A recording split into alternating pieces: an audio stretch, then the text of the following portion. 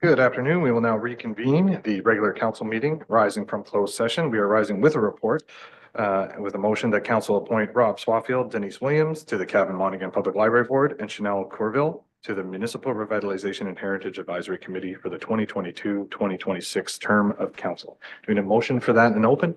Moved by Councilor Burns, second by Deputy Mayor Huntley. All in favor? That is approved. Moving on, 8.1 is a resolution to open the public meeting in accordance with section 34 of the Planning Act. Can I get a mover for that? Councilor Byrne, Councilor Natchoff, all in favor? That is approved.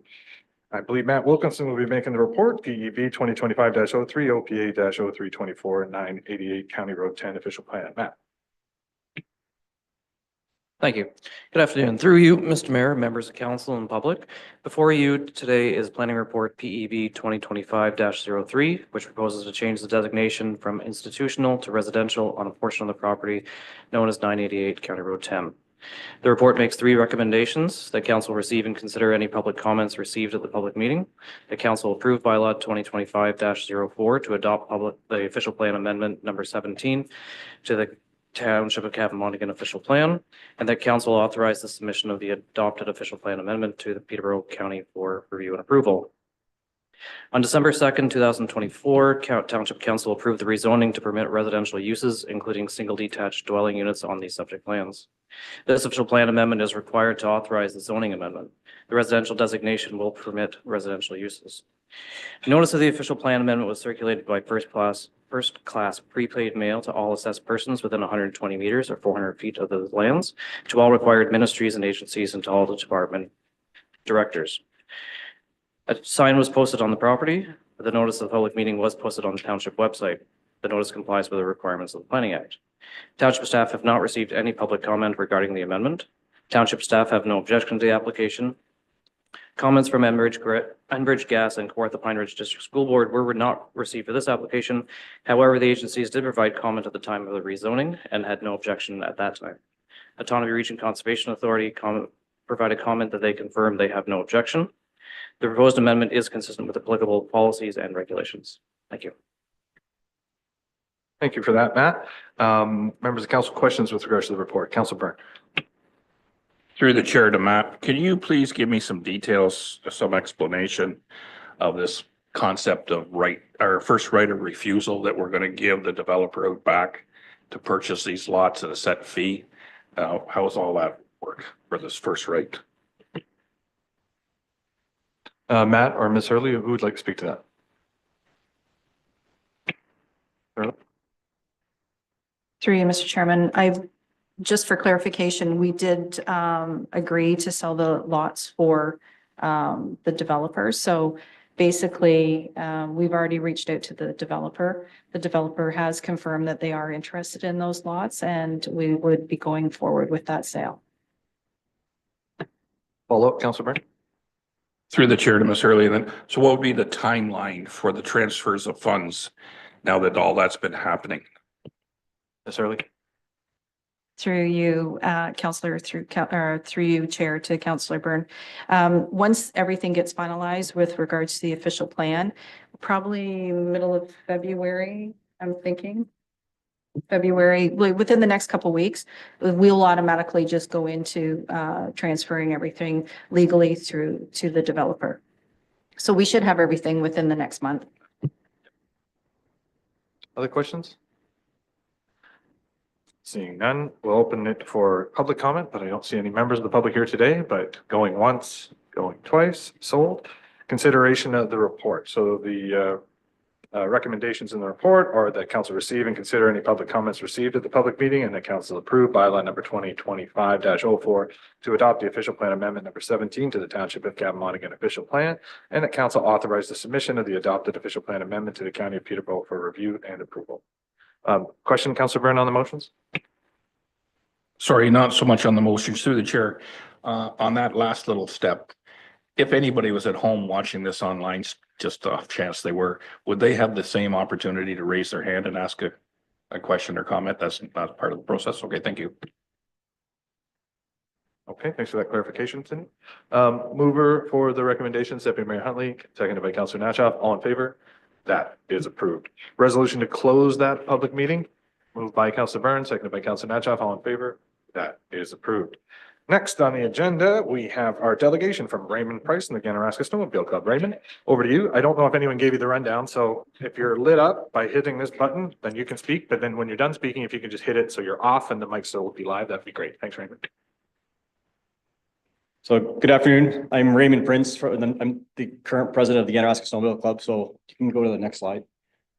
This is just a little bit of a brief history of the Snowmobile Club, or the OFSC. It's basically, it's the organization of all what used to be like individual little clubs. And it's all about promoting snowmobiling. You can go to the next slide. This is just what the mission right off the OFSC's website. It's to help provide the missions to provide leadership for the member organizations and the commitment to enable snowmobile trails in the province. So it's recognized by the province and celebrated as one of Ontario's premier winter sports.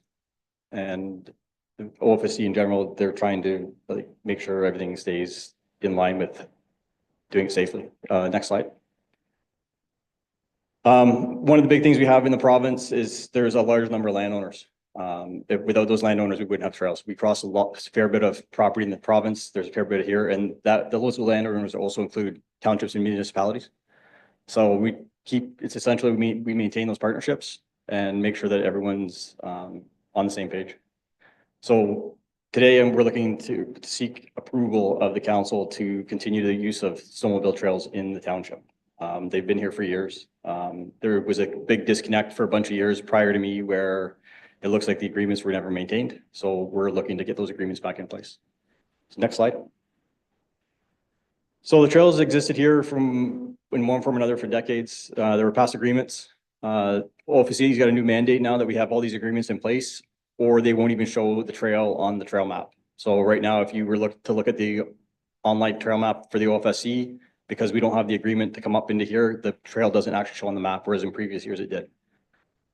Signs are installed along the trail to a provincial standard that's set by the MTO. So if you go to the next slide, this is what the provincial sign guide looks like. And it's one slide sideways, but basically it says we have to go and we have to have the signs installed in certain spots, certain instances. And if they're not, if something happens, they come back to the OFSC, that's when they start looking at who's liable. So we take a high degree of skill and thought into where we put our signs. You go to the next slide. So what we're looking for is right now is to get approval to travel across some roads and along some roads to be able to access the existing trails. Some of the roads are shared with regular vehicles, and some of them are fire access roads or roads that aren't used in the wintertime. For the most part, the snowmobiles always travel along the frozen shoulder of the roadways. Some people who think that they drive down the middle, it's harder than the machines. They also have to obey all the highway traffic laws and the speed limits. And the speed limits are specified by the Motorized Snow Vehicle Act. So where you have a roadway that's 80 km/h or above, they're only supposed to do 50. And if it's below that, they're supposed to do 20 km/h. Next slide. So this slide's an overview of the area that we're interested in. It basically comes down from just about Ballyduff Road and comes all the way down into the Ganaraska Forest on Long Cold Springs Camp Road. And then the part that goes off to the right is, it turns into Chalice Line, and it comes out at the end of Chalice Line, but doesn't go onto it. And then, sorry, that was Carmel Line. And then there's one little section on Chalice Line where we travel along the side of the road where the trail comes up and goes down to the end of Farm Field. Next slide. These are the roads and some distances that are on the roads and what the trail numbers are. Trail 402 and 400 those are the trails that go up into Millbrook and up to Lindsay. E108 is one of the major trails that travels east and west across the lower part of this area. So a couple of these roads are boundary roads. So with those roads, we already have an agreement with the City of Perth Lakes, which was already approved and signed, and so we already show one half the road is being usable. Next slide. This slide just shows a zoom in of the map. The next few will be that. So this is between Ballyduff Road and the Fallis 6 line. It's an unused road allowance or unmaintained road allowance. So we go to the next slide. It's just a section along Fallis line. It's very short. Next slide. This is coming down Glen Morgan Road, and part of it would turn into City of Forth Lakes, but then it crosses the bridge on County Road 21 and then comes back down onto Glen Morgan Road in the next slide. And this shows where it comes all the way down Glen Morgan Road, back into the Anaraska Forest. Next slide. This is the section that would be along Carmel Line. It's all unmaintained forest access road, and the little dip at the end, it actually goes back into private property. Next slide. And this is the little section that is on Chalice Line. Next slide. So, and that's all I have. So I appreciate your hidden consideration. If anyone has any questions. Thanks, Raymond. Thank you for the presentation. Very straightforward and very clear. And thanks for specifying exactly what the ask is. Questions from members of council? Councilor Byrne. Through the chair, not so much a question as a comment. Thank you for all the work and nice to see the snow on the ground. Questions, Deputy Mayor Huntley. Through you, Chair. Great presentation, and thanks for being as concise as you have on what you're looking for. My question is on the Chalice Line that comes out to and meets 400, I guess. Is 400 already on? Is that County Road 10, I take it? Is that already in place, that agreement? Oh, thank you. So the Trail 400 comes up out of the Anaraska Forest. So it's partially the southern part, if I remember correctly, is Anaraska Forest property. And then the first property crosses at Chalice Line is a piece of private property, which we recently just got the land use agreement for. That's an individual. They own the property, but they live in Washington. And then it goes up through a couple of different properties. We've basically have agreements in place right now all the way up to the fourth line. Yeah, and when Raymond and I met, what we talked about was where you see gaps, it's because there's private property agreements that bridge those gaps. So it's not, that's what's my concern too, the assumption about where is what, but then Raymond also highlighted the comprehensive sign requirements that you guys have too. That's obviously going to help navigate and be a critical part of this. So other questions? So there's a couple, one of the things that we can do is obviously we have to receive the delegation, but what I had sort of talked to Raymond about is a sort of a starting off point, because we haven't had agreements in place for a long time, is a sort of a 2-year term agreement to sort of, for staff to work with Raymond, establish an agreement, and then also, sort of do some check-in and reviews about the impacts on the infrastructure, because yes, the intention is to utilize, like you said, the boundary at the side of the road or the road allowance where possible. But, Raymond mentioned in our meeting that there is, funds available potentially where there's crossings and things like that and damages to the roadways are occurring, that there is an agreement, that there's the ability to establish some sort of agreement to work together to come up with some sort of, co-investment on some of those repairs. So I think being as we're already so far, no one knows what the weather will hold. We might be snow in April, but the season this year will obviously be somewhat truncated or shorter. So by giving it 2 years, we can sort of really, work with Public Works and sort of take an inventory of the implications on the infrastructure and then have a formal sort of summation and a revisiting after the sort of a 2-year horizon. So that was sort of my thought. I don't know if anyone has any issues with that, but Councilor Byrne, over to you. Through the chair, I don't have a problem with the concept at all. I would question the 2-year factor. Because that's going to coincide with the fall election of 2026 for October for a new council.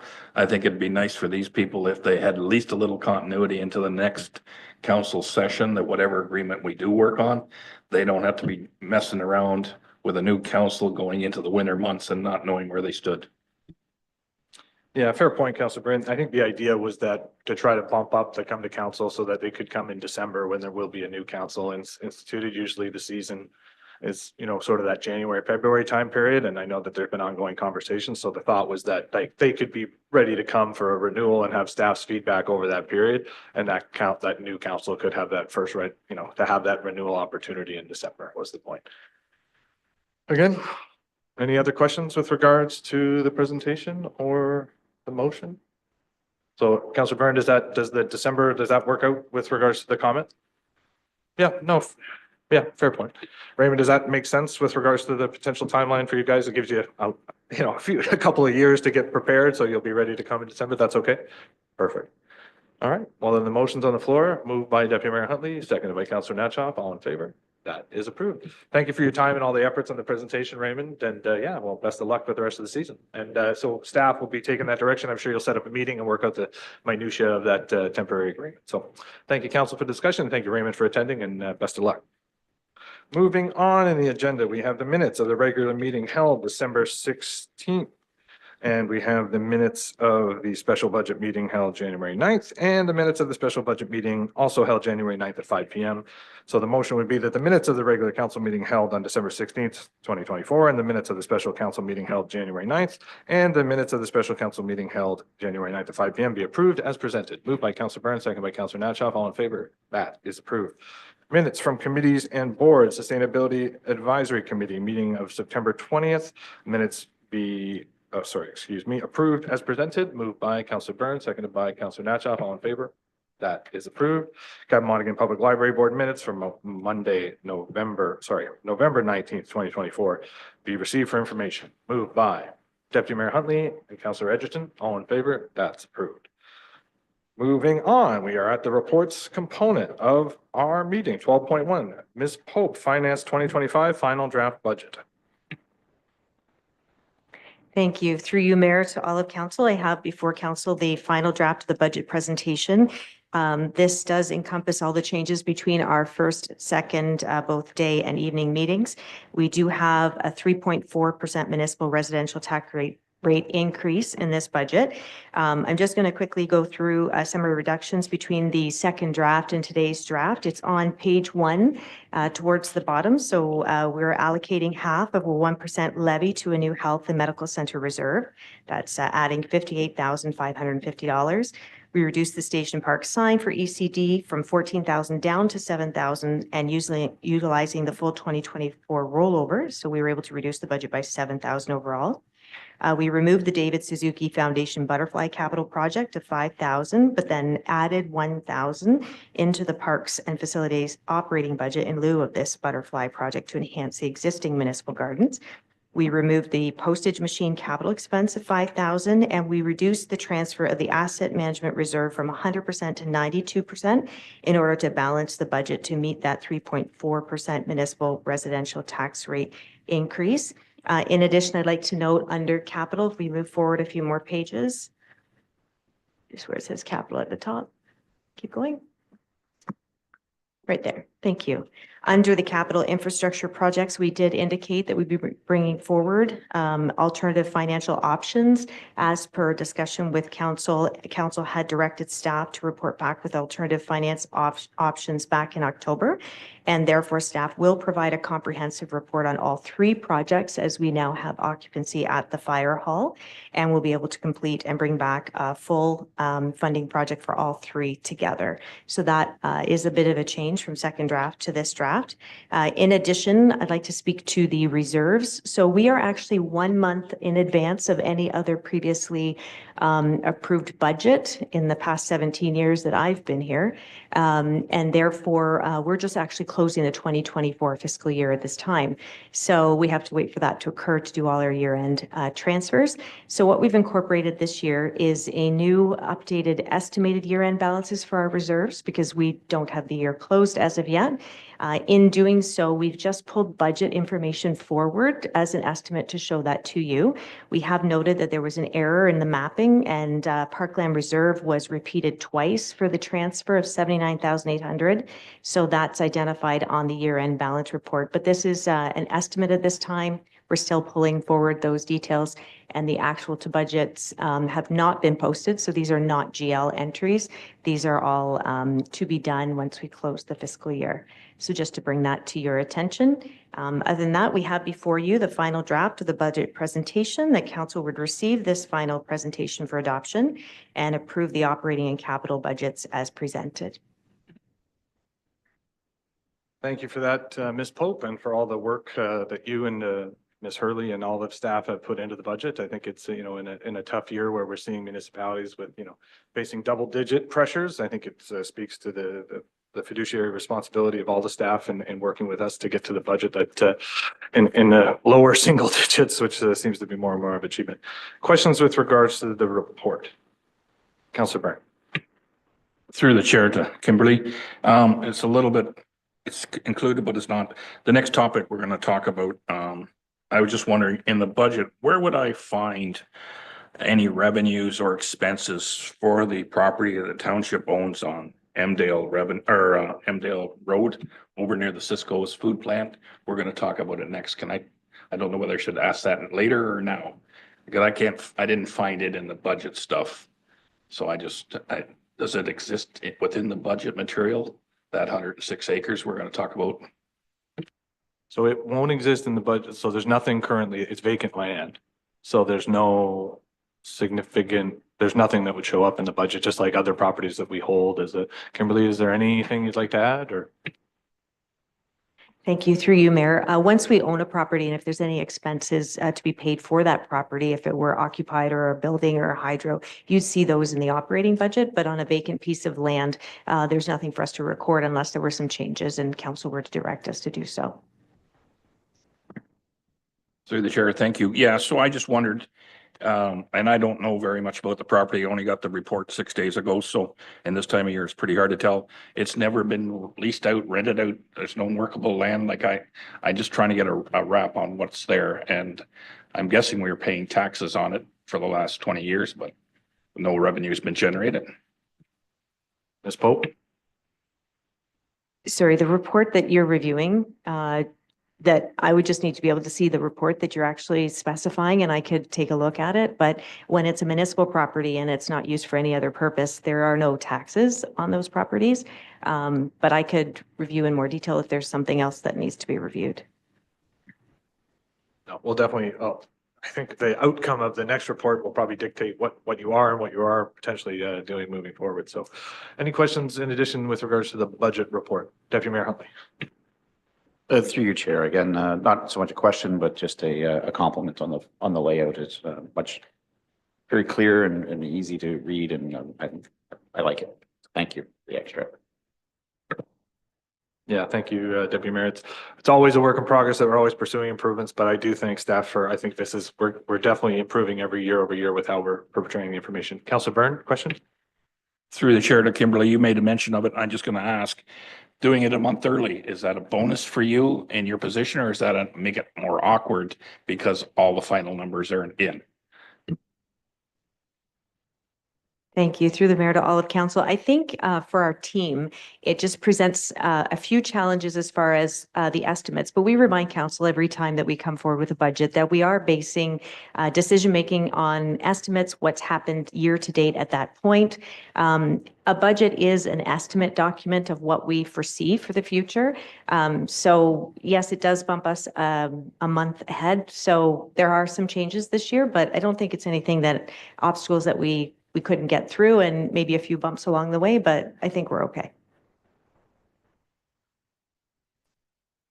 I don't think there's really a better, and you don't receive the final actuals till we go through the audit process anyways, and that's the more accurate period of time.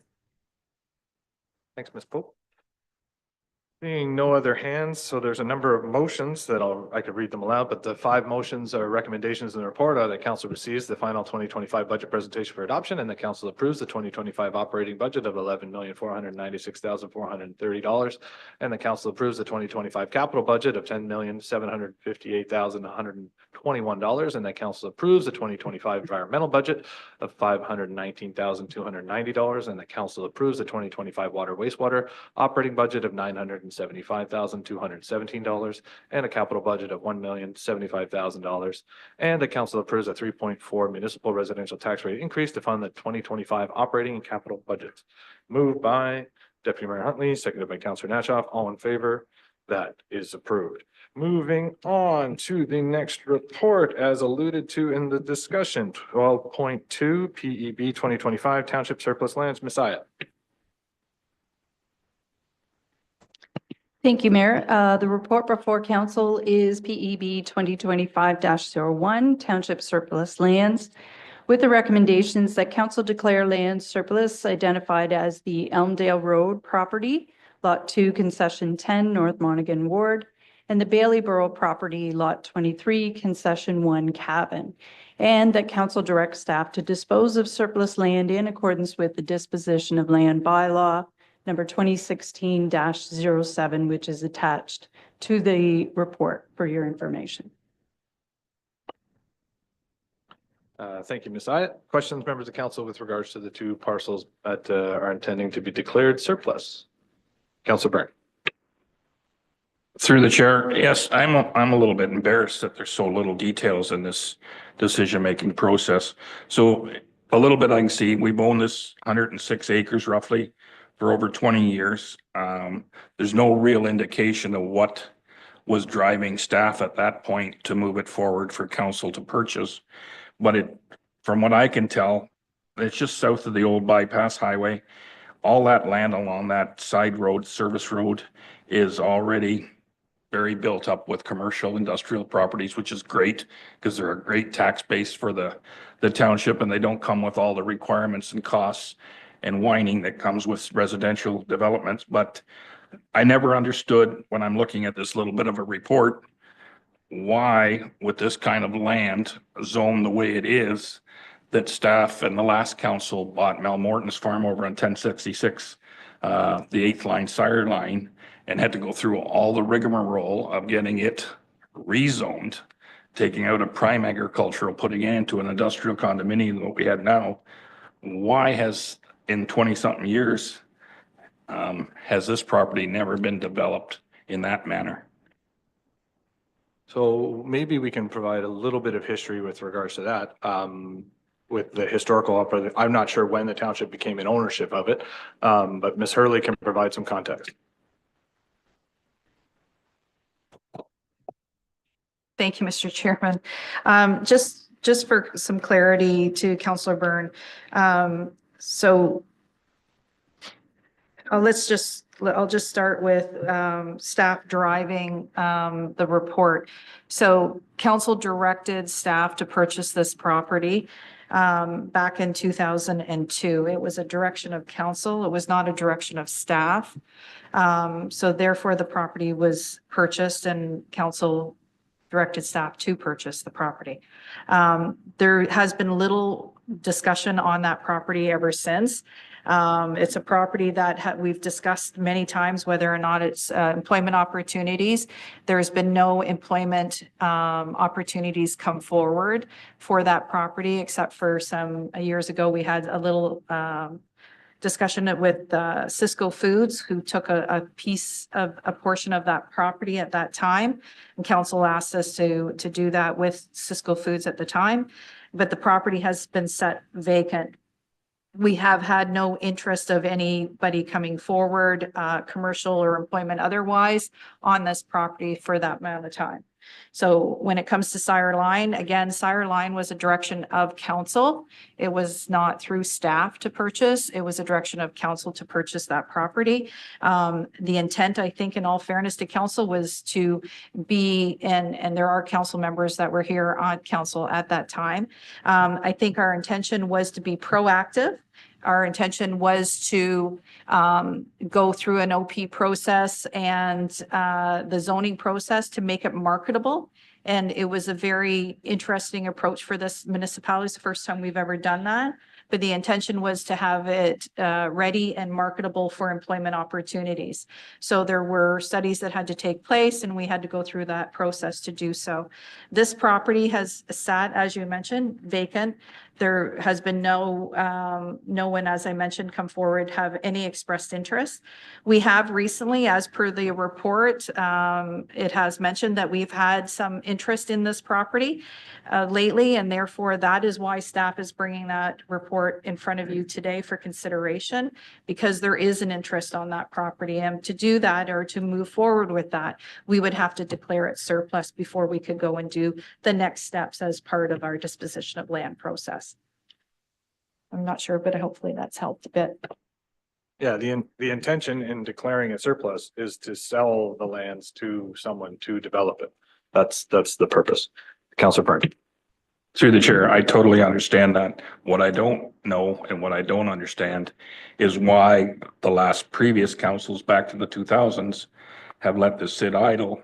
And if there's been no interest for something of that zoning already on such a, I think it's kind of an ideal location for industry to move into. Now, we did sell a little chunk of 10 acres off there a few years ago on the north edge of it, the old flea market that would have gave access. At this time of year, finding out about this six days ago, there's no way for me to really get in there and evaluate what kind of lay of the land that is.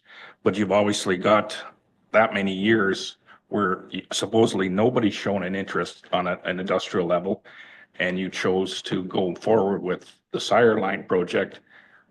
But I don't think there was any previous interest in, oh, there was, I have no idea. So I'm asking these questions today. I just wonder why it sat so long through so many councils and hasn't been, but there supposedly is a demand right now. I think as much as it might not seem, that's the answer to the question. Is there, to get it to a potential where it could be like, no one wants to build on municipal lands, their development. So usually how it works is when there starts to be demand, you declare it surplus and then you can take it out to the market and sell it to whomever. But it's kind of like the cart leading the horse. Until there is demand, you don't create it. And with the Fallis Line the Sire Line property, you can't really equate the two of them because the one was very separate in an area of burgeoning already economic development. But again, like the other thing is that when those councils make those decisions, we can disagree with them as much as we want, but it really has no bearing. Like I can't tell you what the thought process was in '02 to buy it, other than the potential for Cisco, that it might be an opportunity down the road if they were going to expand. That might make some sense, but I can't get in the minds of those people, 23 years ago. But I can tell you there has been some gossipy interest, if you want to say that, and I think maybe even more so. So I think there is an opportunity to work with the development community on this. I think some of the constraints on this one specifically, as you can see when you pull up the map, Mark, if you can go to that, there's a ton of environmental constraints.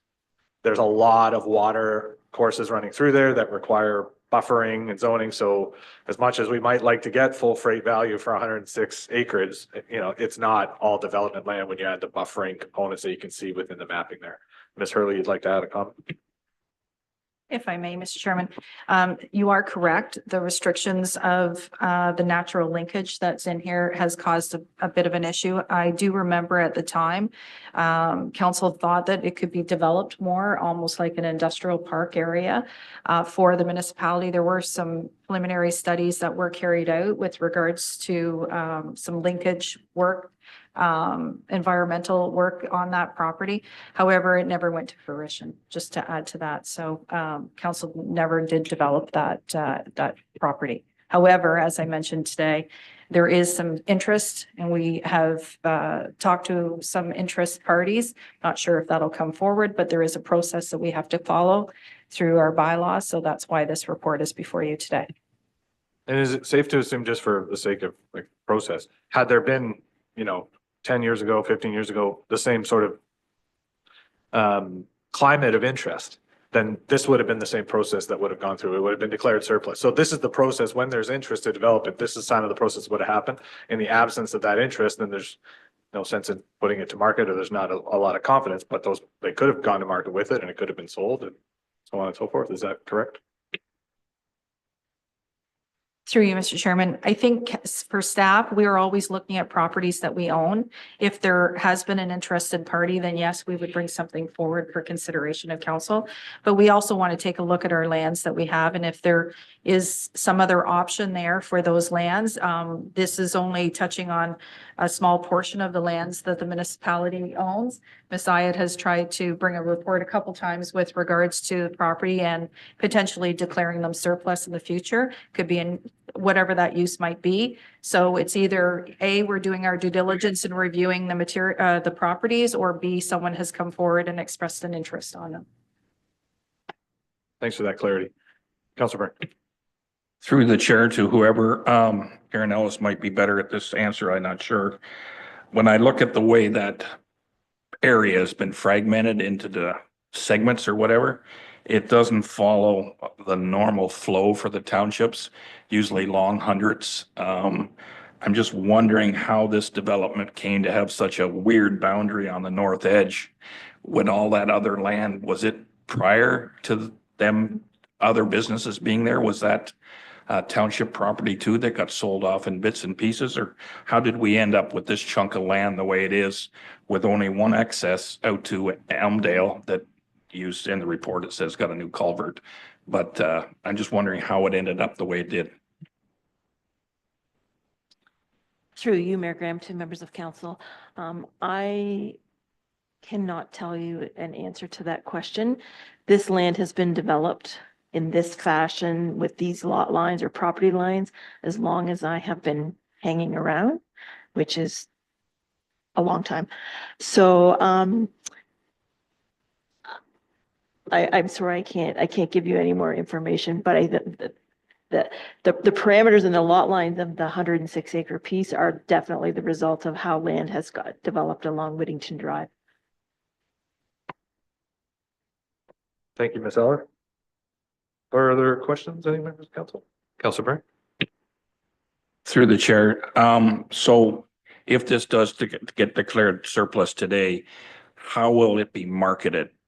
Is it going to be an open thing, or are we already committed to anybody that's already shown interest? I know there's been lots of discussions just less than a mile to the east of this on Brown Line for all kinds of development, and it just got thrown back out because nobody showed an interest in it. I'm just wondering how, I don't know enough about it, so I'm just asking questions. Yeah, so with regards to Brown Line, I don't think that's a fair characterization. They lost their MZO because they never moved forward with the development. Not that there wasn't interest, because we've had lots of phone calls to my office about interest and what's going on with it. It was a matter of the developer didn't want to fund or decided not to move forward with any of the studies to get it developed. So the province made the decision, as it's their right to do, is we gave you this, with the municipal support, we gave you this, jump start or whatever accelerator or permission in the MZO, but you haven't demonstrated any appetite to actually utilize it. And that was the catalyst for the thing, was to get moving on these studies. And there was I don't believe the townships received anything with regards to further development. So the province made the decision to revoke that and maintain the other existing ones that have shown the appetite for development. But Ms. Hurley or other members of staff, is there anything in addition you'd like to add to the comment about the rest of the commentary? Ms. Hurley? Through you, Mr. Chairman. Section 7.1 actually talks about, the bylaw talks about, disposition of land. Thank you. And it talks from A to E of options. We would have to come back to council with a report on how we're going to market this property. But we will come back. We would only do that after council declared it surplus. So we would follow the bylaw. And there's items identified on how we can do it, whether it's listed, whether you have an interested party, local newspaper, et cetera. But we would come back with a proper report to you and advise you on how to do, how we would market this property.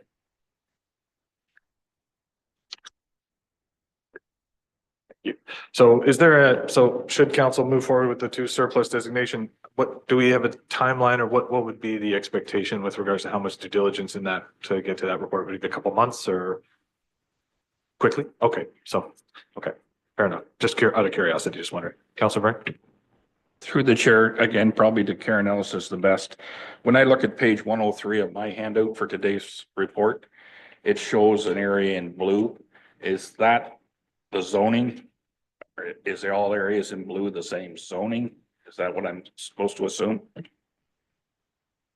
Through you, Mayor Graham, to members of council, the blue on the map before you is actually an official plan designation. So it's a rural employment designation. There would be an associated M2 zoning to go with that. The areas in green, as Ms. Hurley said, are the natural linkage. The lighter green is natural core. So those colors would then be reflected in the current zoning bylaw as natural linkage and natural core. Follow? These, through the chair. So when I look at that and I go south on Elmdale, there's going to be a little chunk that falls into that designation that's landlocked behind those few houses. Is that going to stay the way it is now, or does that get changed when we sell that off, or is that going to be implicated at all? Through you, Mayor Graham, to members of council. So the land use planning designation and the zoning on the property does not change when you sell the property. The only time the land use designation or the zoning change is when we do a new planning document, or B, we have an application to change. So once the county official plan gets approved, I think you're aware that we are going to embark on a new official plan for the township. At that time, unless directed prior to then, we will be looking at the boundaries of the land use designations on all of the properties within the township of Cavan-Monaghan. And just another tidbit for you to file away, there is a policy in the official plan that says that land use designations are approximate except when they follow a road, a railway, or a water course. So the land use designation boundary is a little bit fluid. It's not a lot fluid, but it's a little bit fluid. So this is something that we would look at in terms of the new official plan for sure. Karen, while you're up, to the earlier commentary, is there, I mean, should this be declared surplus and working with the developer? Obviously, the natural linkage and the environmental protected areas are a constraint when it comes to the full build out or development of the land. Is it foreseeable? And I mean, I'm not trying to speak for anyone, but if a developer wanted to, with the divide, especially from the Elmdale side, you see the green line kind of dissecting the frontage property from Elmdale. Would there be, or is there obstructions to potentially having two entrances off of Elmdale if there were to be two separate developments under the sort of on that facing side? Because obviously the concern is, and I'm not sure if there's, bridging or things that you can do to traverse once you get further back into the lot. But is there constraints with, like, can you maybe talk about what obstacles there might be to a potential build out? Is there an opportunity for two entrances off Elmdale, or are there covenants that we might, like, I'm just thinking about official plans, if we want to not be creating obstacles for, industrial, commercial development in these sorts of areas, is that something that would be restricted with the current iteration of, frontage restrictions, et cetera? Through you, Mayor Graham, to members of council. So you've asked a question that kind of straddles the line between planning and public works. So the actual number of entrances that they might grant along a road frontage is Wayne's bailiwick. I can speak to the constraints on the property. So as you see, there is area of natural linkage and natural course. So the natural linkage is generally following a water course. And we know that when our official plan was done, it was done in accordance with the growth plan requirements of the day. So now we have a new PPS that has now removed the growth plan. There is a little more flexibility. So it is possible for a potential owner to do some environmental work to identify the nature of those environmental constraints and determine what an actual buffer could be, or what mechanisms or engineering infrastructure that might accommodate getting over that natural heritage system or through that. So I think moving forward that it would be up to whoever is the proponent to look at that in its entirety, and there would certainly be options. At this point in time, I have not considered whether there would be any severance or subdivision of the property. That is something that like a developer or an owner of the property might want to look at. And that again could be evaluated with a number of technical studies. Yeah, my apologies. It's not really a fair question. And it's, like you said, it's going to be, on whoever is developing the property to come forward and make those sorts of requests and considerations. But hopefully there's an opportunity, because it's a significant parcel of land. And like we mentioned in the discussion, the frontage on Elmdale is the really main way in. So we want to optimize that as best we can. But I guess, like you said, we have to determine, it'll be determined partially for us or requested, and then it'll be up to that council to decide. Councilor Byrne, question? Through the chair, right off the hop, and this doesn't have to be answered right now, but I hope we're going to treat these two parcels separately in the discussion. But on the discussion of this property off of Elmdale, is there, like, because I mentioned earlier the short time frame and the conditions, it's pretty hard to see what's there to know what it's about. Is there any potential for this large a property in our township to be used as park space, green space, or is, because the zoning's already been done, is that hard and fast that it can't be done? Or is it just more advantageous to sell it to a developer than to keep it for green space? I don't even know why we haven't made use of it over the last 20 years, so. Through you, Mayor Graham, to members of council.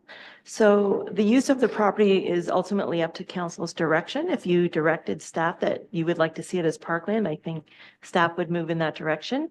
Historically, because of the location of the property adjacent to our significant employment area in the township, I think it's always felt, and that's why it's designated and zoned for rural employment uses. We generally follow the Parks and Rec master plan in determining where parkland should be located. In addition to that, we also, when we evaluate plans of subdivision applications, we look to acquire parkland through that process. So ultimately, it would be your direction as to what you want to use it for, but it has been, when it was acquired, and I think it's staff's, I don't want to say preference, but I think we feel it's a compatible land use to continue on with the rural employment land use at this location because the existing area is already developed with those rural employment land uses. There are a number of residences in the area, but the number is quite small in terms of people who might be looking for parkland accessibility. Yeah, and it is currently zoned and identified in the OP as commercial, so it would be required to be rezoned if it were to be utilized for parkland. Councilor Byrne, follow up? Yes, through the chair to that point, I don't have any problem with it being developed commercially at all. We have thriving businesses in this township that could make good use out of it. One in particular would be like somebody like the gardener over on the old highway, Davis Drive. This is remote enough. There are a few houses, but not near built up. And there's already anybody that moves into that area and knows what they're getting into because these are established businesses for a long, long time. But if there's only one way in and out and you sell it to one person, does that limit what can be done? Or are you hoping that he's, or whoever the next owner would be, that he might open it up to more than one business going in there and actually generate some revenue for the township commercially, industrial, or rather than just residential? Well, I just want to keep in mind with the process, like, there's no predetermination about this. It has to get on the surplus list for then the market to sort of dictate and us to work with whomever the proprietor or potential future owner will be. Like, there's no pre-cooking the chicken in this regard. It is zoned, the zoning is our component and they'll come forward to develop. Because of, that's where I'm concerned about the environmental restrictions on the property that have been such a barrier. If you wanted to build a mega site, you're not looking at this. There's no way, there's no potential for it here. So, you know, there's portions of it that can be developed, but selling it as a contiguous thing is the optimism is that you're going to be building a significant entrance and that can hopefully be developed into multiple businesses, but it really is determined by the purchaser and what they want to do. You can't you can't kind of put a lot of conditions on it unless you wanted to, but even at that point, we're not at that point yet. That would be a conversation about the in a future report when it comes back to council about sort of the actual disposition itself. This is just getting it on the disposition list. So the conversations about constraints, covenants, or things like that on the property is at that next level, not at this level, because until it's there, we don't start planning for it. So this gets it there, and then the plans and discussions and parameters that council might want to impose on the sale, that will be a part of that discussion at the next level. Does that make sense? Through the chair, yes, I understand that concept, but at the same time, you have the privilege of knowing where the interest is and what the interest is on this property in the last short while. I always knew the township owned some property out there somewhere. I always thought that it was probably being leased out to a farmer. And I'm just trying to wrap my head around what's available, and once it's surplus, where the next step is, that's all. I think we've had that discussion, so we can move forward. Any other questions, members of council? I think Councilor Burns requested that we consider the two separate properties separate. Is there any comment, or do you want to have a discussion about the Bruto Park? Any for that catalyst? Well, this is why I'm asking for questions. Question? Through the chair to the other vacant property that you want to create surplus down in Baileyboro. I have real concerns about it. And again, because of the timing and the weather, pretty hard to tell what it was when I went down to look at it. Again, I don't know the history behind it. What I do understand that the other large bureaucracy that we deal with, the school board, they sold Baileyboro School off, which when it was public property paid by the taxpayers, the people in Baileyboro could use that property for play. it was a green space. In their infinite wisdom, and I think they were wrong, they sold that off to a private, and it became private property, and it hasn't been accessible to the people that live in that community. So they don't have that green space for their kids, and the property has gone downhill quickly after it got sold. So the idea of selling off this property, from the little bit in the report that I'm looking at over the last 6 days, it was developed because of the subdivision that went in Bailey-Borough, or the development that went in the back of Bailey-Borough. I'm guessing for the purpose of that community to use as a green space, a community park, which we paid a lot of lip service to. And the large portion of the population of this township lives in rural community. And the idea of selling this off for residential stuff so some developer can make money when it was set aside years ago as a green space bothers me. Most of the people that I sit down and spend time and listen to, Millbrook is not the center of the universe for them. They like to see some community green space for their children as they raise their families. And I'm worried that this being lumped in with the surplus takes away from that option. And we're never going to get the school property back as public property. Not in my lifetime, I don't see. So that's my big concern. Yeah, so I think the question, so the school property is separate because that was the school board owning it, and it's in an adjoining municipality, and it's currently for sale. Again, and it's actually, someone spent a few $100,000 in cleaning it up anyway, so it looks, I'm surprised that the school board hasn't been exploring buying it back, because it looks like a fairly economic way to get back in with some of the capacity issues that we've been addressing with using or reusing that same sort of property, but that's under their purview. I think with this one, it's a bit unique in that the settlement, the development, there doesn't seem to be any application or any interest in moving forward with an extension of the residential development from what is currently done. We're at the limits with the 2 lots that were recently approved under the previous term of council, that the settlement area boundary is reached. So there's no expansion of the settlement boundary until we have a discussion about a new official plan that might happen. So there will be, if there is a developer coming forward, that park allocation and park conversation is exactly that. I think the issue with this is it's a small portion of land, less than, just over 3 acres, that's on 28 Highway. It's a very complicated and kind of isolated area to build a community park in. But what I thought we could, and what I would think would be an important thing to consider, because it was intended for that park purpose, would be that when we get to the next stage of of the sale consideration of the property, that I think it would make sense for the monies to be earmarked or put aside to a specific reserve for parkland, not just to offset other generic reserves or surplus like that. It was intended to be parkland, so we can, once we get back, and if there is interest in someone purchasing it, like I said, it seems like a residential lot is really the only viable option, considering all the traffic studies that I'd hate to think of what you'd have to do with 28 and the frequency to have any sort of higher volume of traffic on that section, just from my familiarity with other applications. But to your point, I think it could be a good source of revenue to put into parkland to refurbish the parks that we know there's a significant amount of money throughout the townships to repair the parks that exist, and then consider expansions as well. With all of the planning framework in the municipality, it's just not moving in the southern direction. It's moving to the north and to the east. So for this to be an orphan sort of isolated area with limited refurbishments or build out potential for the park, I think it can provide a contribution to the parkland. I just don't think it's ever going to be developed as a park, because subdivisions aren't occurring in this area anymore. So it's not going to be walkable. It's not going to be, going to have limited parking there, because everything would have to be required on top of that. And the entrance is going to be a main obstacle from the county. So it's really just kind of an orphan parcel that you can see. It's been fenced. I think I heard the story about in the 80s or 90s that it was fenced over because of a cattle livestock issue that we were concerned about. But I think that's a discussion that council should have with regards to this disposition, because, like, to your point, it was intended for that. So the revenues for it could absolutely be directed to park investment. I just don't foresee a future where in the next 20 years it would make any sense to build a park there. But that's, like I said, just my opinion. But the conversation about the disposition, where the money could go, all that stuff, that's at the next phase. It's just, we're trying to identify parcels that we don't foresee as a viable usage for the township.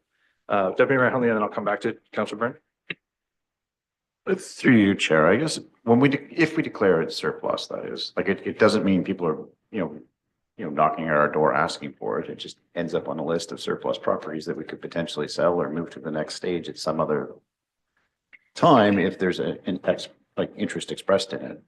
But for now, it's really doing nothing, sitting there, and it's been doing nothing for decades, from as far as I can tell. Anyway. Through the chair. So yes, to that point that he just made, I don't know when this property was purchased. It wasn't in the report that came out towards me. I just found out that we owned this piece of property 6 days ago. I would really emphasize, or like to emphasize, the fact that since it was set up to be parkland as a community park for this area, shouldn't we have some kind of public process before we declare it surplus, that the people that actually live in Bailey-Borough? And as far as the hamlet designation, I've witnessed in my short time how fluid that can be. It's simply a matter of staff and council agreeing on anything. So the idea that it could never be developed down lower, I don't know. And I don't know when it was purchased or how it got set up, but I do have a problem with, it's been a policy to take cash in lieu of for a lot of developments, and it doesn't always get spent in the rural area where it's, I feel it should be. Well, I understand that opinion. So as it says in the report, the parcel of the land was dedicated parkland as part of a plan of subdivision that never went forward. So that's how we didn't buy it. What, Ms. Ellis, do you want to speak to the date if you have any reference for that? Through you, Mayor Graham, to members of council. So through a plan of subdivision process, in the Planning Act, there is permission for the township or the municipality to accept parkland, as in land, or cash in lieu of parkland. And at the time this subdivision was done, which was the late 80s, I believe that the parkland dedication was 5%. So the municipality of the day could have asked for the land, or they could have asked for the cash. I would presume, because again, it predates me, that there would have been some negotiation about taking cash or land. In this case, they took the land, but the land is not contiguous to the subdivision for whatever reason. And it's not very good planning, I would say. And historically, over time, there was a while where the municipalities, to a large extent, did take cash in lieu of parkland. And then times have changed, and now we're in a position where quite often, or more often than not, we ask for the parkland and not the cash. So, but it is a permission under the Planning Act. That permission is enshrined in our official plan. We do have parkland dedication policies in the official plan. I can tell you that recently the provincial government has changed things through one of the series of legislative changes. So instead of 5%, I think it's less than that. So it's going to be a little more challenging for us to provide park land and the amenities that go in that, because the dedication has been reduced. Thanks for that, Ms. Ellis. Yeah, so again, there's lots to consider, but like I said, I think you're right that, and again, to the comment about where parkland is, I mean, there's where the development is occurring is where this 5% or the lesser amount, I think it's 2.5% or 3% now. That occurs usually from within the development. The weirdest part about this to me is that it wasn't in the initial phases of the Carveth development. It was kind of isolated on this other side of a property line. I think everyone who's driven by it sees the farm in between. It seems bizarre that you would allocate a parkland so far away from where the initial components of the development are, but so be it, I guess. But yeah, like I said, those developments for dedication, they occur where the developments are going on. And with the majority of the park or the development in any density occurring near the village of Millbrook, that's where the new parkland is becoming most available. I think for a long history, Maple Leaf Park was by far the largest park that the township had, regardless of where the development was. So there's, I don't think there's ever been any concerns about the residents of Millbrook driving to Cavan for the park purposes in that regard. Do we need to keep finding additional areas for community park where they make sense? Absolutely. And if we needed to buy those lands in those areas that make the most sense, if at the next phase we decided to allocate the revenue from Bruta Park, we could do exactly that. Ms. Hurley? Thank you, Mr. Chairman, to council. Just to add to that point, through our Parks and Recreation Strategic Plan Vision 2035, we did review all of the properties within the municipality, and this was one that was identified.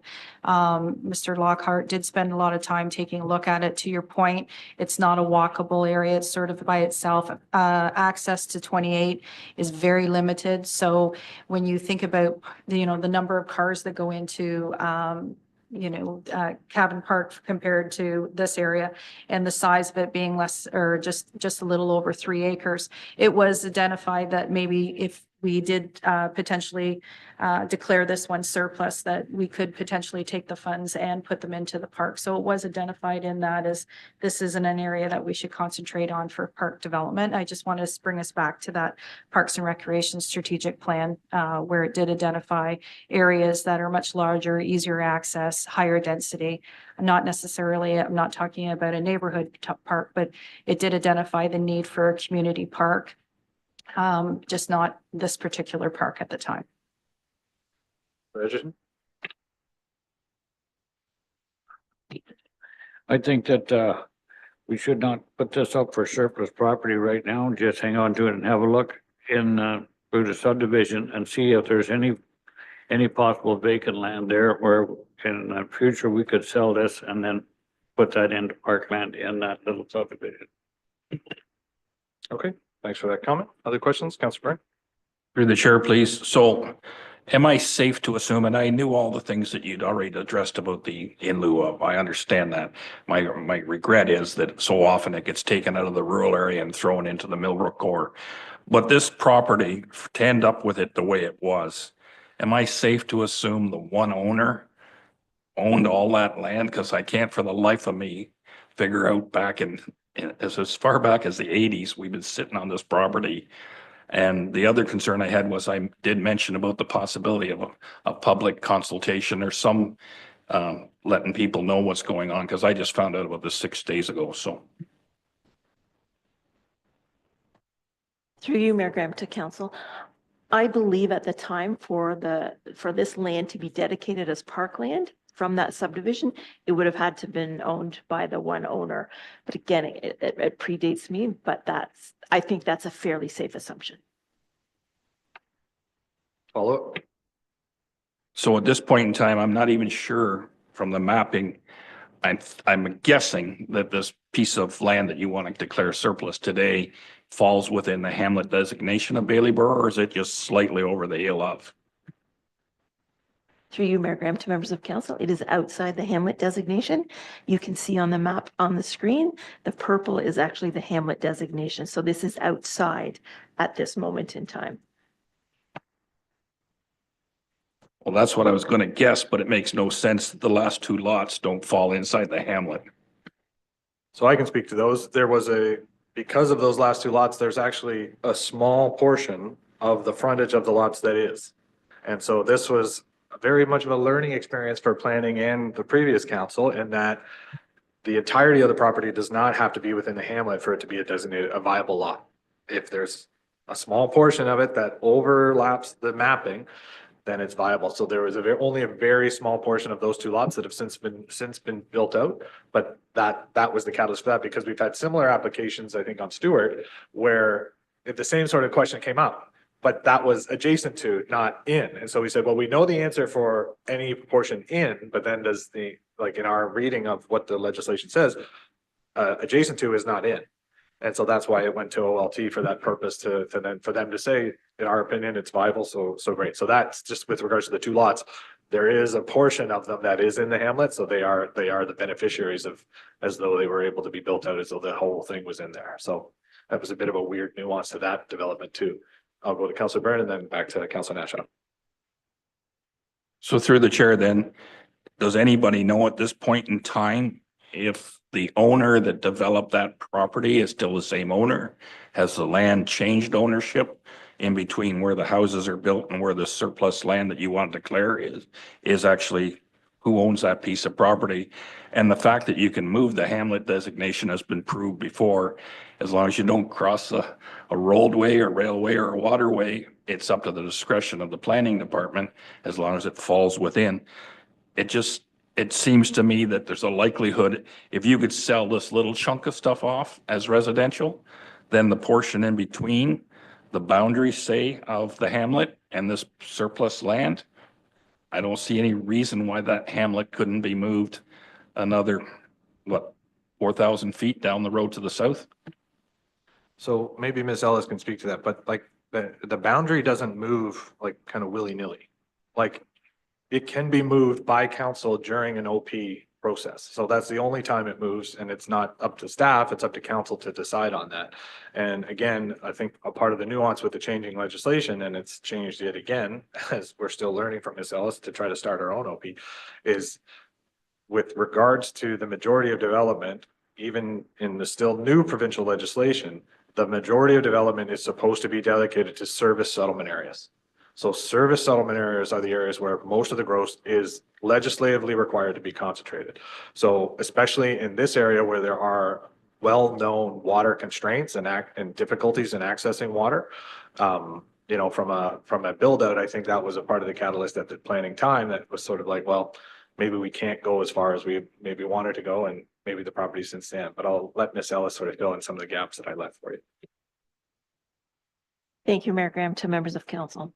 So the first thing I want to make clear is that the hamlet boundary is the hamlet boundary, but it can be a little bit fluid depending on the nature of the application. And we don't take those decisions lightly when we make a recommendation to council. It is based on technical reports. It's based on good planning. It's based on the policies in the provincial policy statement, the provincial planning statement, county OP, our own official plan. Like it's done very meticulously and in order of the policy framework. Secondly, in terms of the land ownership question, I believe that the property in between the subdivision and the parkland piece, it does have a different owner. I believe it could have had several different owners in between. The developer of the subdivision, might have been two different people, but as long as I've been here at the township office, they have not owned, to the best of my knowledge, the property between the subdivision and the parkland piece. So it's separate. At one time, the person who did own the property in between did ask about the parkland piece, but at that point in time, the township was not in a position to consider deeming it surplus. So in terms of the hamlet designation and where growth might go in the future, that is something that is part of our official plan process.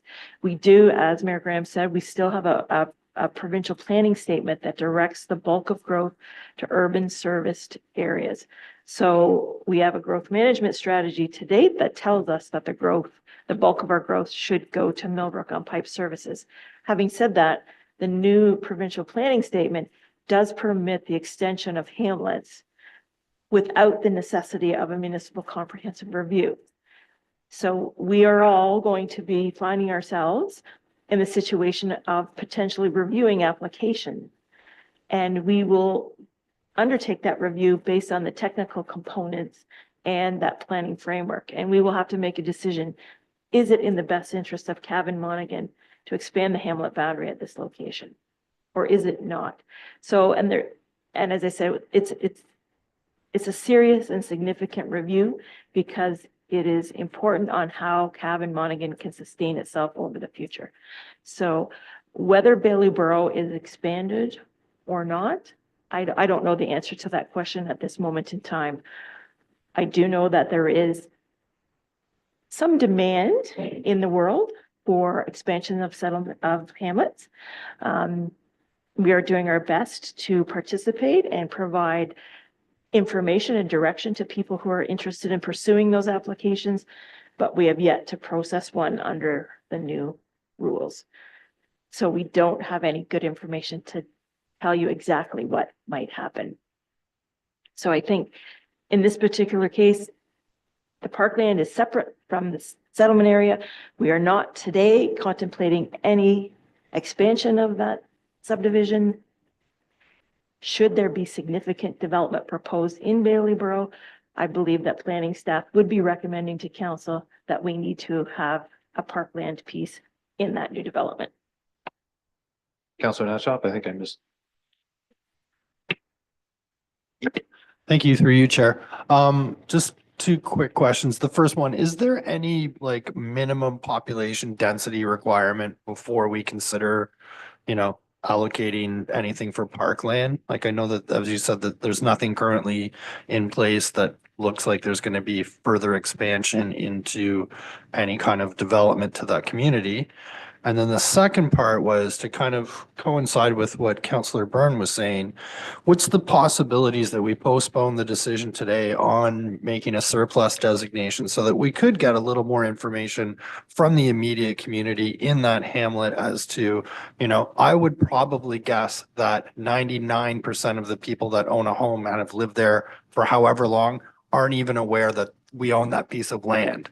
So I can't see why, if we've waited this long for doing nothing with this land, decades, that it would hurt us to wait long enough before we make this new designation for surplus, that we would at least get a little bit of community feedback to say, hey, are you even aware that this land exists? And would you potentially want to see, what would you like to see the township using this for? Just so that it kind of seems like there's an equity between the development that it's occurring in Millbrook and then outside of Millbrook.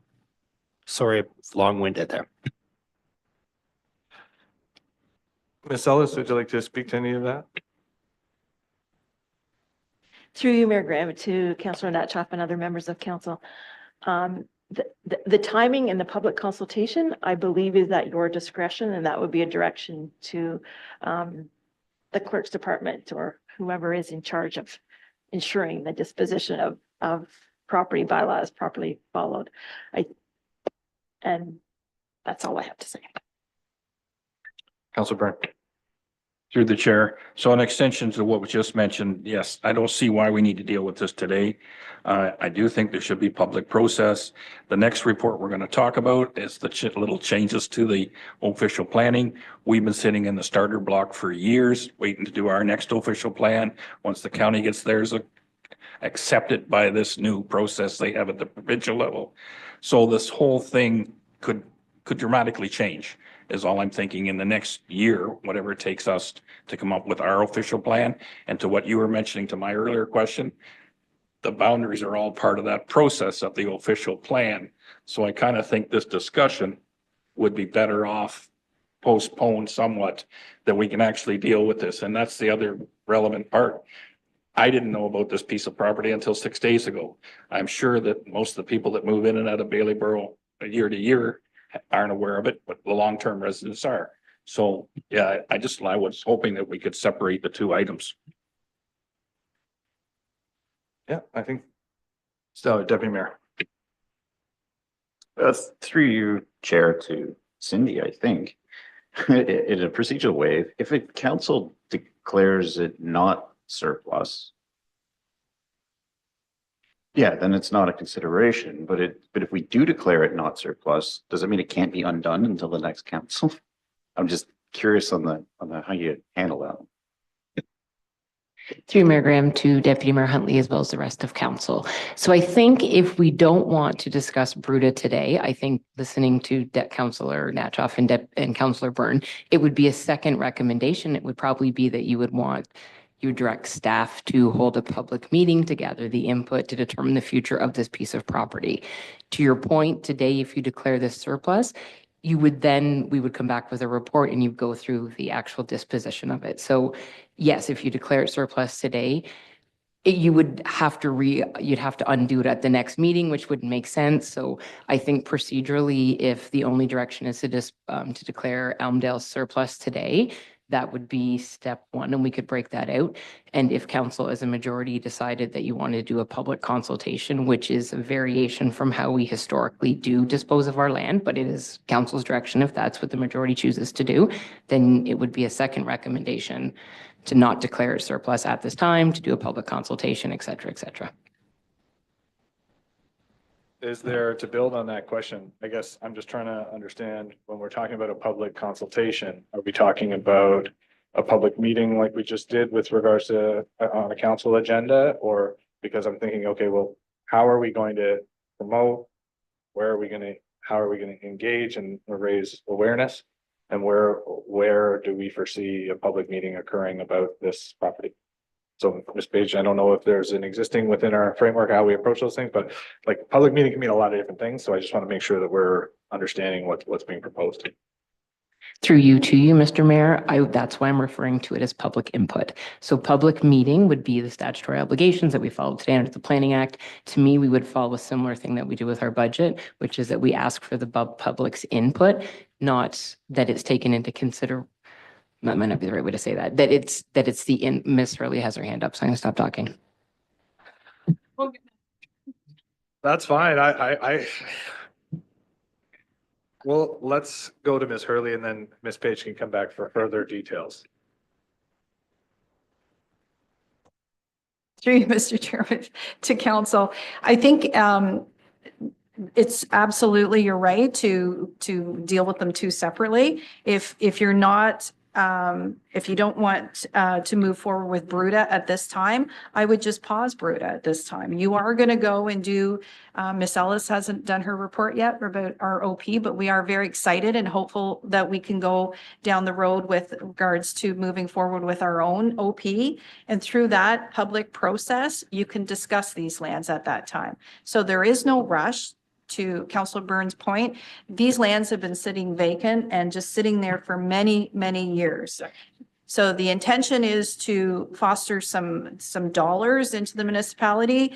If you want to concentrate and just on Elmdale and you want to pause for Bruta, you can pause for Bruta. That's not an issue whatsoever. I would just set that you do it at the time when we do our official plan. There is public process at that time. And then you can have the more fruitful discussion about the area. Ms. Ellis alluded to that, and I think that would probably be the better time to take a look at not only the settlement area, but you can take a look at this parcel of land at that time. It makes sense to look at the bigger picture. And I think through the official plan process, that is the public process, and I would suggest you consider that. It's just a consideration. But definitely, that makes sense to me, that if you incorporate it with the public input at the OP conversation, that makes a lot of sense to me, because you're coming and you can identify it as a topic instead of having a separate item or a separate process. If you're adding it to that conversation, that makes a lot more sense to me than having a one public meeting about this property that we're going to have to, we didn't identify, like the plan staff didn't foresee with any, budget line item for any promotions or mail outs or anything like that for an additional public meeting. I just wasn't sure. That's why I was asking for clarity. But if council's okay with that OP, having it as a part of that OP discussion, that makes a lot of sense rather than doing something again. If everyone's just okay with that, deferring it to that process, that makes sense. That everyone understand that now, that it'll be a part of the OP discussion.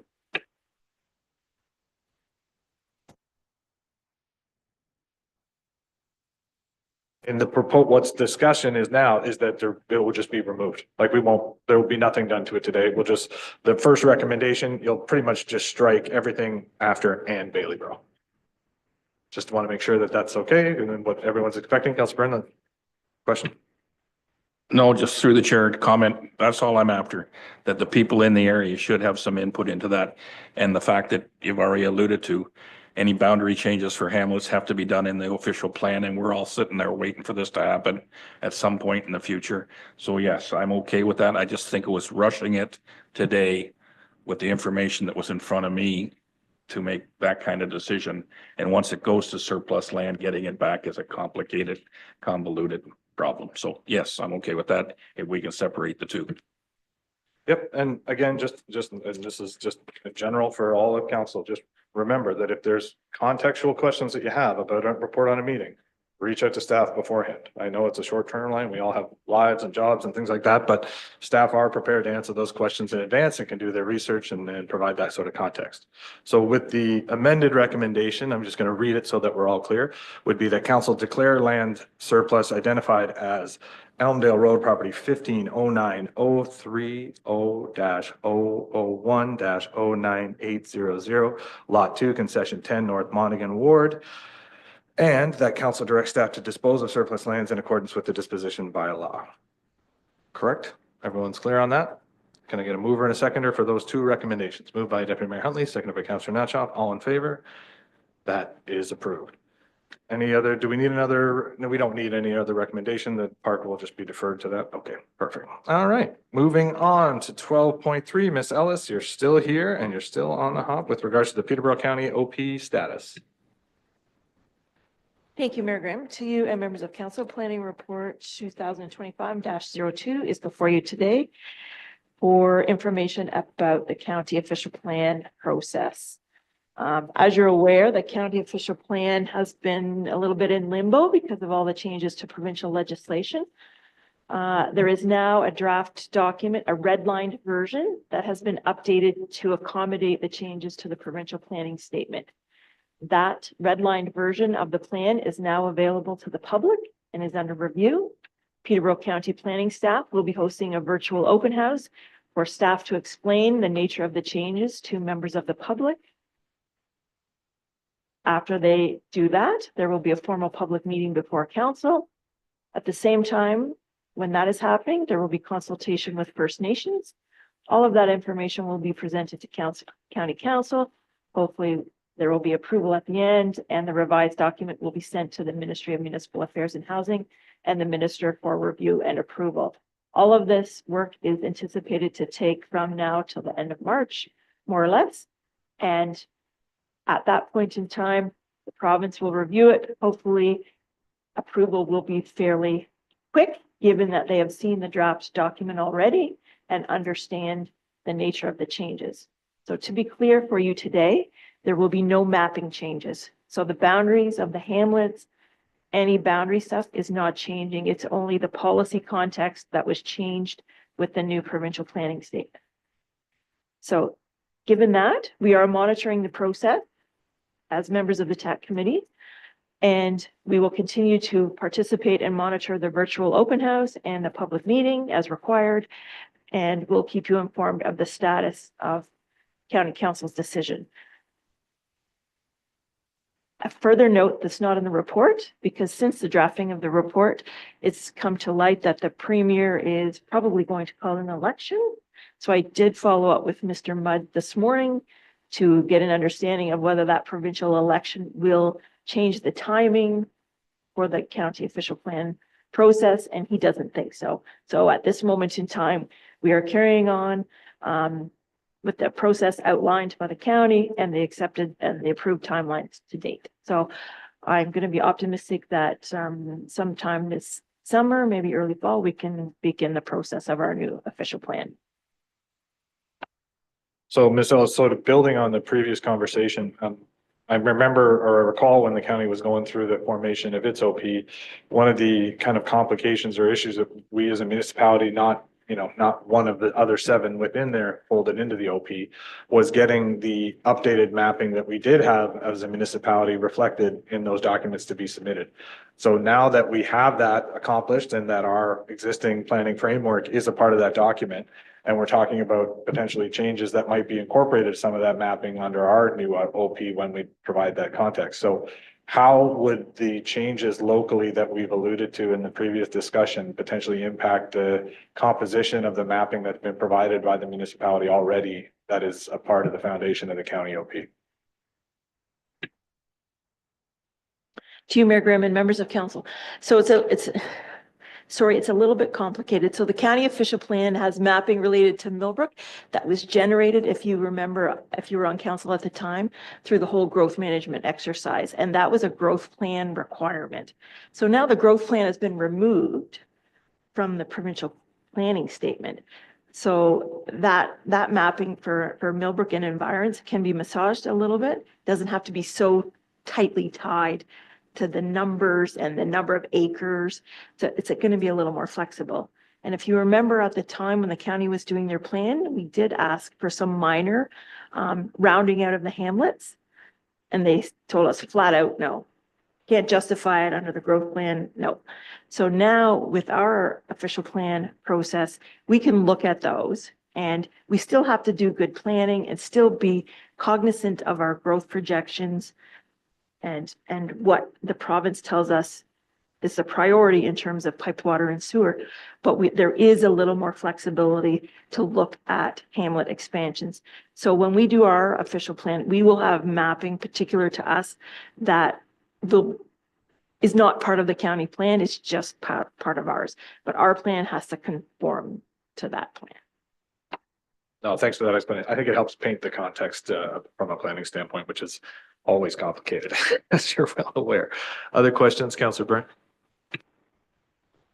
Through the chair to Ms. Ellis. My interpretation of this report is kind of cosmetic. It's more about communication with different parties and the public and whatever. But and when you say no mapping, does that, there's no perceived changes, there's no schedule changes perceived. Does that carve in stone that that can happen? And I'd like to have an idea what red line means. Through you, Mayor Graham, to members of council. So in terms of the mapping, no mapping changes means no mapping changes. The province has been pretty firm with the county about that, is my understanding. So the county will not be entertaining hamlet expansions requested by municipalities or developers. They will not be entertaining any site-specific mapping changes required by John Smith or Betty Jones. The mapping is going to stay the same. Redlining means that if you go on the county website or it's on the township website, you'll see an official plan with all the traditional black writing, and then there will be redlining. So there will be strikeouts with some red printing that identifies what parts of the plan have changed. So you can see what it was and what it is proposed to be. So redlining is like an editing term, but it's there for you to see what was approved before and what is proposed right now. Does that answer the question? Councillor Byrne, follow up? Through the chair. So what's proposed? So what policy is exact? Like what the change that's written in red is finished being dealt with? And that's the new policy, is it? And the other stroked out was the old policy that's been changed? Or is it just, this is what we're trying to move towards as the red line? So I think in regards to this comment, so I think it's important to understand. So when the county submits its OP, that has to be approved by the province. So in this case, the red lines that are coming back are the changes that the province has said, this isn't going to fly. And so instead of what the county has asked for, which Ms. Ellis has showed in previous reports, is we just did all of this work a year and a half ago. And to do all of the consultation, all of the review, all of it again would be hundreds of thousands of dollars and, arguably a waste of time because there has been little change in the PPS statement that impacts the plan. So what that feedback, if I understand it, is what the province has said, well, under the new because we asked the province to also make ROP at the county consistent with the new legislation, and they said no, but they have been having ongoing relations. So the redlining is the portions that are no longer relevant because that, like, for instance, the growth plan being removed, any reference to the growth plan, no more, like that's gone because it doesn't exist.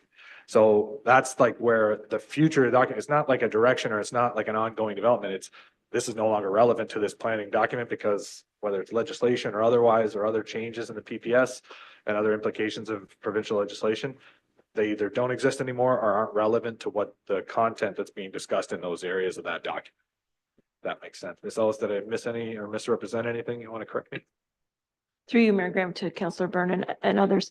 So no, you're good. But it's just to be clear. So what is in the red line version is what the technical advisory committee and county planning staff are putting forward as our suggestion on how to make this official plan be consistent with the PPS.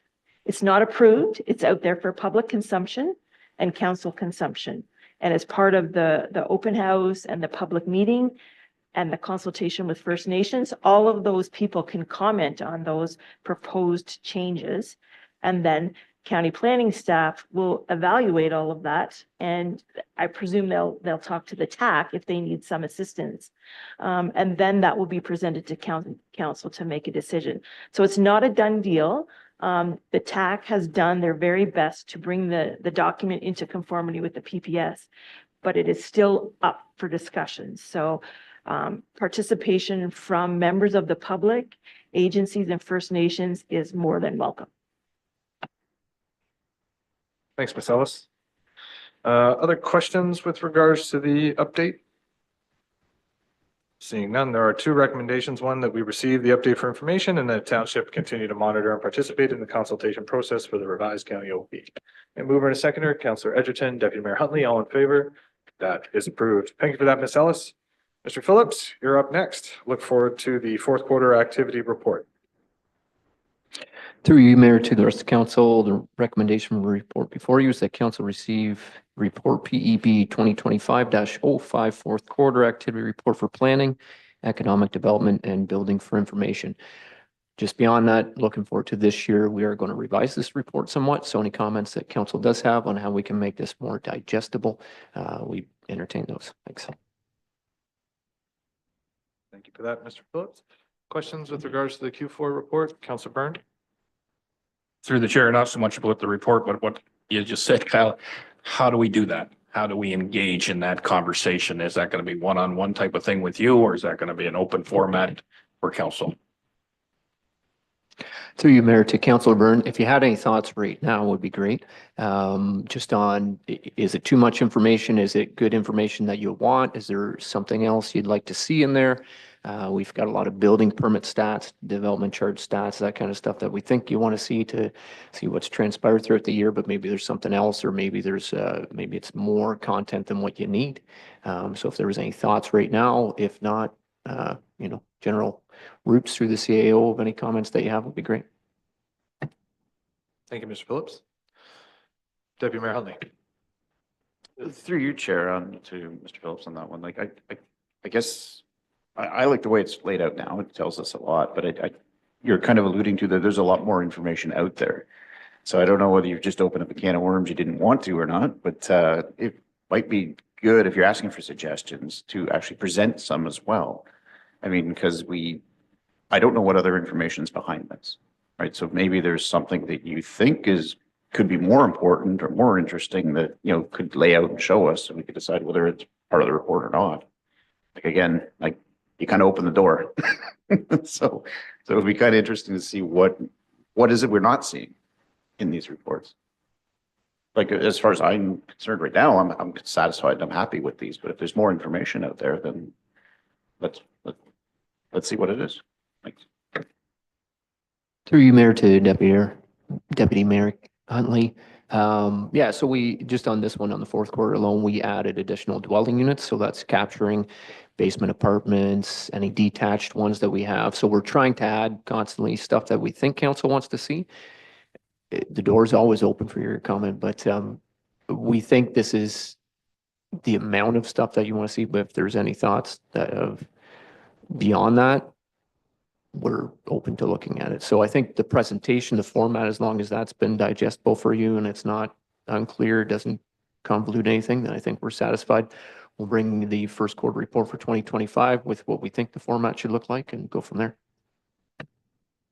No, thanks for that, Kyle. I think this layout is the best yet. I think it's very, very easy to digest and understand what types of growth and what the fees associated with are. So kudos for the ongoing work, but like you said, there's always room for improvement. So we'll look forward to that. And if anyone has comments or anything comes to mind after the fact, you can always send Mr. Phillips an email or reach out via phone or whatever, or schedule a meeting through the CAO and go at that point and go from there, because you'll have a whole nother quarter until we get to the next one. So any other comments? If not, can I get a mover and a seconder to receive the report for information? Moved by Councillor Byrne, seconded by Councillor Natchop. All in favor? That is approved. Next, we have the CAO capital status report. Ms. Hurley.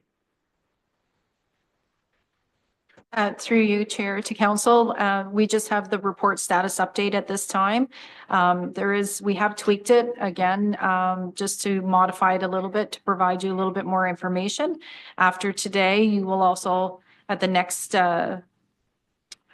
meeting, not the next one, the week one after that, you will have our capital will be identified, and we'll be following this format moving forward. So we have made a few changes, but this one is just taking the reports, but capital will be added after, obviously after today's meeting. So then you can see the progress throughout the year, where we are in our capital projects, what the status is, and we'll provide you a little bit more information on that status update section.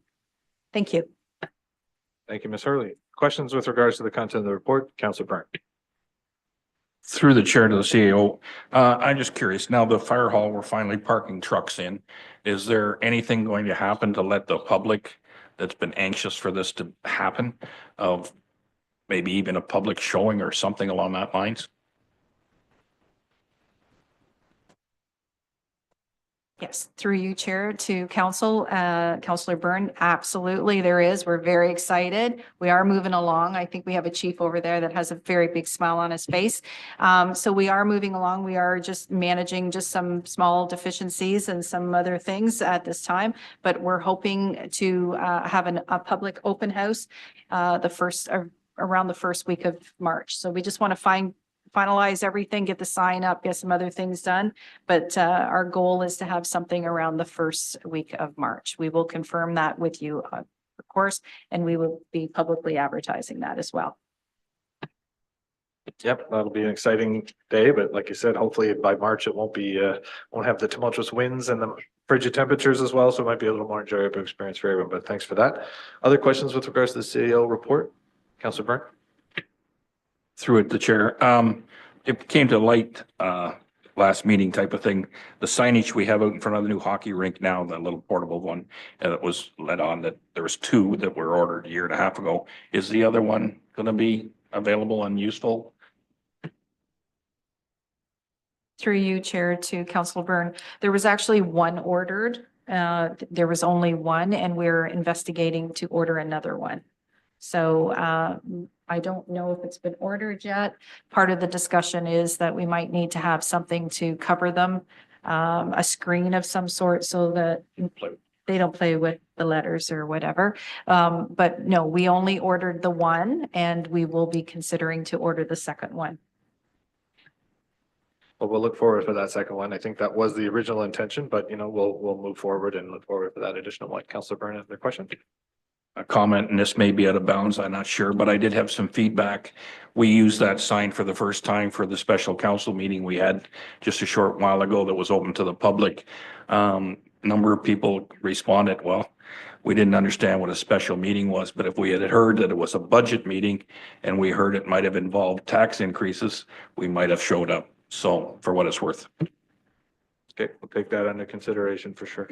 And hopefully the multiple signs and multiple locations to get the communication out in the township was the catalyst for purchasing those. So we'll look forward to that additional information. Other questions with the CAO's report? If not, we're looking for receiving the report for information. Moved by Councillor Burns, seconded by Councillor Edgerton. All in favor? That is approved. Council and committee verbal reports. Anyone have a committee update from their attendance? Committee. Councillor Burns, committee update. Not an update or a report from any of the committees or whatever, but I was kind of shocked here, so I was going to make a comment. I had residents that live in the township ask me about an advertisement from the county of Peterborough talking about a 5-lot expansion to the hamlet of Ida on the Tallsma's old farm on 11th sharp line. Anyways, and I had no response because I knew nothing about it. That kind of caught me off guard and I didn't know where things were at on that. So maybe we can discuss that at another time. Yeah, in the process, the county precedes the township in that regard. So that's why you'll see certain things at that level before they'll come from us, because they're the first touch point for some of the planning applications and things like that. Is anything to add on that note? Through you, Mayor Graham, to Councillor Byrne and others. There is a draft plan of subdivision application. It has been circulated from the county to the township for review and comment. So it will be coming back to you. There was a notice in the Peterborough Examiner last Thursday evening, I believe. And just for your information, again, provincial changes have made it so there is no public meeting requirement for a plan of subdivision. However, there is an associated zoning bylaw amendment that is filed with the township that will require a public meeting. So members of the public, if they have comments, questions, or want to submit objections, they need to submit their objections, comments to Peterborough County without the benefit of a public meeting at this point in time. But we will be coming forward with information for your consideration. And it will be on the township website and it is on the county website as well. Follow up, Councillor Byrne? Through the chair, just for clarity, so if there was no contentious comments to this at county level, does that forward it to the point where it can't be changed at our community level? Or is that now approved and it moves forward? Through Mayor Graham to members of council. So what happens with a plan of subdivision application? It gets circulated for review and comment. If there are no objections or outstanding comments, Peterborough County would make a decision and would issue that decision if they approved it with draft plan conditions. One of those conditions could be a rezoning, which would then, we would handle that part of it. So yes, it could, if nobody filed any comments or concerns or objections, the draft plan of subdivision could get approved at Peterborough County. There is, just for clarification, again, provincial changes have made it very difficult to appeal these things.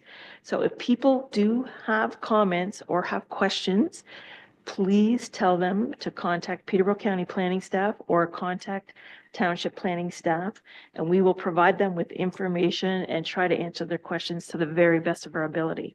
I don't want anyone to be afraid or reluctant. Please come and ask the questions and we will provide the information or try to find the information for them, because we're now in a system that the old time public meeting when you fill the room, that's not happening a lot anymore. The ever-changing provincial legislation horizon. Any other, oh, sorry, Councillor Byrne? Through the chair, on that note, maybe you can answer, when would be the deadline for somebody to respond to county before it actually does get acted on? Be established by the, based on the dates associated with the development. Ms. LSD, are you aware of those offhand? Through you, Mayor Graham, to Councillor Byrne, I'm not aware of the exact date, but it would be in the notice that was in the paper, and it will be in the notice that's on the township and the county website. So if someone has a question, though, please tell them to call and we'll give them the exact date. Other questions? Any other committee reports? I've got a few, so I'll go. Sorry, flipping around here. The library had met last week, and we had a discussion with regards to the budget approval and some of the other decision makings with regards to the donation reserves and investments that we're going to make with some of those monies. We also talked about an sort of an auditing or a year-end sort of look back about the strategic plan that we're going to take some time and come back with and really focus on at the next meeting. And we also talked about some of the grant applications, and also of note, we reappointed the chair and vice chair, Earl McLeod and Chandra were also were claimed. And so congratulations to them on their continued servitude. A few other just community notes that I had. One, I think Councillor Byrne was in attendance with me at Mr. Kennedy's funeral on Saturday at the Lions Den. Very sorry for that loss for the community, but also for the Lions that do so much. And Paul was such a great longstanding member. So we do share the loss with the Lions, but also with his family, and wish them all the best. I was also able to attend an event as a part of the service at Thomas Anglican Church in Millbrook on Sunday, which was featured musical accompaniment and contributions from a number of members of the Friendship Force group, that's local club for special needs, our special needs community in the area. And it was very positive. It was a great experience. There's a lot of very smiling faces in the crowd, but also in participating. So kudos to that group for all the work that they do. And hot off the presses, Ms. Scott was here before our council meeting with some welcome news that we have received $1.2 million in funding from the province with regards to the Falls Line Extension project. It was identified with regards to the funding in our capital plan for those applications that we were pursuing this year. So we just want to thank Lori for all the advocacy that she does on behalf of our township and getting us that critical funding that's going to be very helpful in expediting the commercial development that we're all been trying to move forward across from the CMCC, but also with regards to the development of the residential component to the east. So thank you, Ms. Scott. And with that, concludes the comments I have. So we'll look for a mover and a seconder with regards to those reports for information. Moved by Councillor Natchoff, seconded by Councillor Byrne. All in favor? That is approved. There is no general business. There is no correspondence for action. There is no correspondence for information. The bylaws. Bylaw number 2025-03 being a bylaw to appoint deputy treasurer for the township of Cabanmonaghan, and bylaw number 2025-04 being the adoption of bylaw for official plan amendment number 17988 County Road 10 Cavan be read a first, second, third time and passed this 27th day of January, signed by the mayor and the clerk, and the corporate seal attached thereto. Moved by Councillor Natchoff, Deputy Mayor Huntley. All in favor? That is approved. There is no unfinished business. Any notices of motion? Seeing none. The confirming bylaw, that bylaw number 2025-05 being a bylaw to confirm the proceedings of the meeting held January 27th, 2025 be read a first, second, third time and passed this 27th day of January, signed by the mayor and the clerk, and the corporate seal attached thereto. Moved by Deputy Mayor Huntley, seconded by Councillor Natchoff. All in favor? That is approved. Lastly, a motion to adjourn today's meeting. Moved by Councillor Natchoff, seconded by Councillor Edgerton. All in favor? That is approved. Upcoming events and meetings, Miller Valley Trails Advisory Meeting meets later today in the township office at 4 p.m. The Sustainability Advisory Committee meeting is next scheduled for Thursday, January 30th at 1 p.m. The next regular council meeting is not too far into the future. It's February 3rd at 1 p.m. The Millbrook Downtown BIA Board of Management meeting is scheduled for Thursday, February 13th at 8 a.m. And the subsequent regular council meeting will be on Tuesday, February 18th after the Family Day holiday in the council chambers at 1 p.m. Thank you everyone for joining us today, and we'll look forward to seeing you later. Take care.